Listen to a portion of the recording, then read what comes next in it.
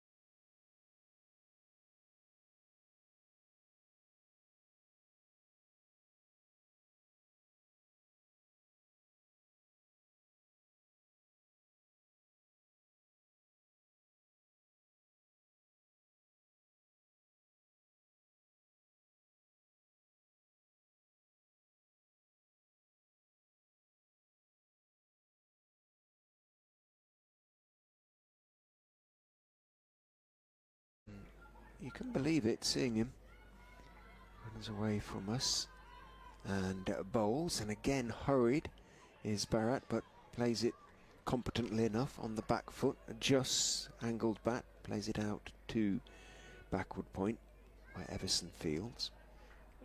Took some wickets when India A played South Africa. He's a fairly regular bowler for India A, so he's certainly very capable with the ball. And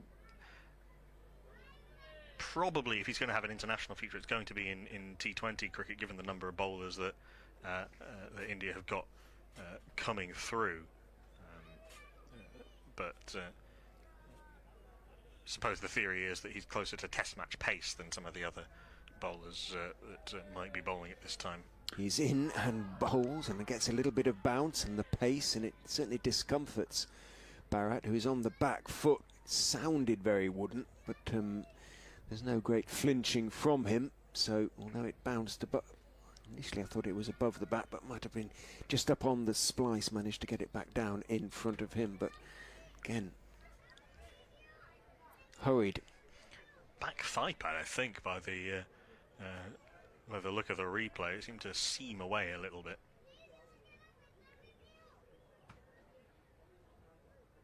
Good over so far. Is in again, Saini, and this time he's driven or on driven But a few hands go into the air behind the stumps, and noticeably those of Bates and Patel. They thought that might be about to sneak through the gap. It didn't. It wasn't timed particularly well by Barrett, though, and really useful opening over from Saini. He conceded just the 2 runs from it. Controlled edge, if you like, down to third man. But certainly gave KS Barrett a lot more to think about than he's had so far in the innings. 61 without loss is the score. Interested to see Saini bowling to Shubman Gill, who's a very good player of fast bowling, but might have a little bit more to think about with the pace of Saini. Davis. He's bowled tidily in his 2 overs, none for 7, bowling now to Shubman Gill from the Bennett end. Is in, and that's cut away. There is that fielder at deep point who'll get down on it with the long barrier and fling it back in left-handed.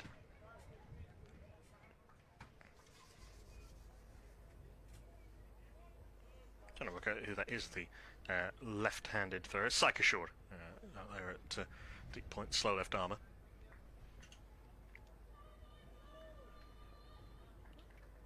Described as slow left arm orthodox, but anything but. He's one of these front of the hand spinners.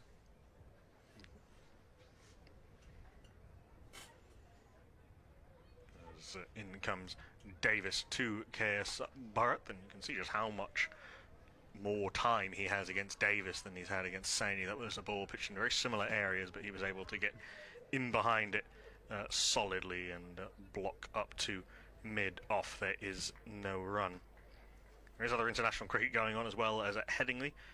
Bangladesh are 77 for 2 at lunch on day 1 of the 2nd test against the West Indies. The bulk of the run scoring done by Tamim Iqbal, veteran opener, made 46. Here at Grace Road, Barrett defends this foolish delivery from Davis. Up to mid-on, there is no run. And Australia have finally won one of these one-day internationals against Sri Lanka. Sri Lanka won the series 3-2 after winning 3 in a row. A huge boon for a country that's going through a massive amount of internal strife with protests against the government and fuel shortages. But Australia sneaking home. Test series there starting soon, full delivery. Barrett again slightly sort of opening himself up a bit inside out there as he pushes it to mid-on. Looking quite as fluent as he did earlier. He did bat very well in the first innings, but there is a reason that he has a first-class average sub 40 when Shubman Gill's is in the 60s. He's a decent player, but a very different calibre of batter is KS Barrett. He squirts this off the outer part of the bat. Another puff of dust as the ball sort of hit near the crease as it was deflected off the outer part of the bat to backward point, and there is no run. So maybe there'll be a little bit of turn at some point during this game if the pitch continues to dry out. Everson it was at backward point. Home of Ahari we can see padded up below us. Shreyas Iyer, one would imagine, would want to get some more time in the middle. Looked okay while he was out there in the first innings, but didn't get many runs. This is left alone through to the keeper. There is no run. An 11-ball duck, in fact, for Shreyas Iyer. And this is left, and that leave was the end of the 13th over. India 62 for none, and now we will see Navdeep Saini bowling to Shubman Gill.